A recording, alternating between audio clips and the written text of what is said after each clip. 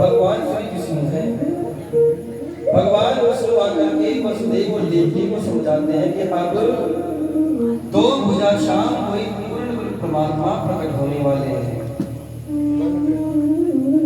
और आपको उन शाम को छाछ में रख करके मथुरा से गोकुल की ओर लेकर के जाना है। सारी बात समझा देते हैं। भादों का महीना आ गया, रोहिणी नक्षत्र आ गया और कृष्ण पक्ष आ गया, दिन बुधवार आ गया और घनघोर अंधेरी काली रात। रात्रि के 12 बजे श्री कृष्ण कन्हैया कंस की जेल में प्रकट हो जाते हैं। संत कहते हैं कि वसुदेव गोकुल ले चला, तुम ना कहिए अवतार। कुछ कहते हैं कि कन्हैया ने तो जन्म लिया था, कुछ कहते हैं कन्हैया तो अवतार है, लेकिन नहीं, कन्हैया तो स्वयं प्रकट हो गए थे। वो पूर्ण परमात्मा स्वयं प्रकट होते हैं। और संतों ने बड़ी सुंदर एक बात बोल कही है कि कृष्ण नहीं अवतारी साधु भाई, कृष्ण नहीं अवतारी, कृष्ण कन्हैया अवतार नहीं लेते, वो तो स्वयं प्रकट हो जाते हैं। जब 4 बजे शाम आए कंस की जेल में, तो वसुदेव और देवकी ना तो पहरेदार सोए थे और ना ही कोई चौखट और ना ही कोई गेट खुला था। दरवाजे पर ऐसा का ऐसा ताला लगा था। आज करिए ना। और जंजीर में हथकड़ी बेड़ियां वैसे की वैसे थी, लेकिन जब पूर्ण परमात्मा प्रकट हो गए तो पहरेदारों पर मट्टी पड़ गई और सभी तो गेट के ताले थे सब टूट जाते हैं, बेड़ियां हथकड़ियां सब टूट जाती हैं। जब 2 बजे शाम प्रकट हो जाते हैं, क्योंकि वो पूर्ण परमात्मा है कृष्ण। जब कन्हैया प्रकट होते हैं तो वहां पर माया टिक नहीं पाती। जब कन्हैया आए तो फिर माया वहां पर टिकेगी नहीं। लेकिन जो विष्णु स्वरूप है वो केवल माया का स्वरूप है, वो केवल माया है। लेकिन उस समय वो अखंड परम धाम में वो कृष्ण थे, हैं और रहेंगे, भले कितने भी युग बीत जाए, क्योंकि परम धाम तो अखंड है। बोलो राधे राधे।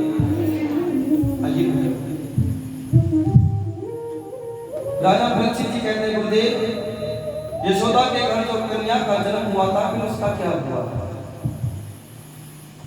सुखदेव जी कहते हैं, राजन बड़े ध्यान से सुनना। वसुदेव जी ने श्री कृष्ण कन्हैया को लेकर के चलने लगे गोकुल की ओर। ऐसे कन्हैया को लेकर के जाने लगे तो आकाश में बिजली चमक रही थी, घनघोर हवा चल रही थी। वसुदेव जी रात्रि के 12 बजे निकल जाते हैं गोकुल की ओर।